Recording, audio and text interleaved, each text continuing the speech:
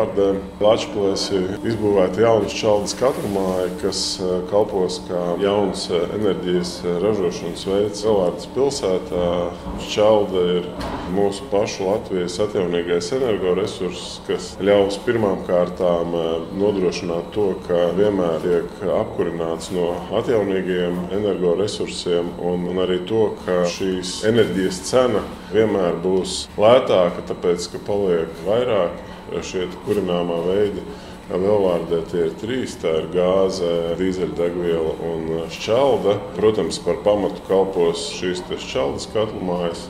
Un es domāju, ka tā ir drošība iedzīvotājiem par to, ka apkure vienmēr būs un ka apkure būs lētu un pieejamu cenu iedzīvotājiem. Lielvārdes iedzīvotājiem būs neatkarīgi no tā, vai gāzes cenas svārstīsies. Mums būs pirmām kārtām zaļš kurināmais, atjaunīgais un vienmēr par tādu pašu cenu kā pārējiem Latvijas iedzīvotājiem. Līdz ar to mēs varēsim konkurēt ar šīm cenām un tarifs būs vienmēr draudzīgs. Šobrīdējās prognozes liecina to, ka uz nākamo apkures sezonu noteikti tarifs samazināsies.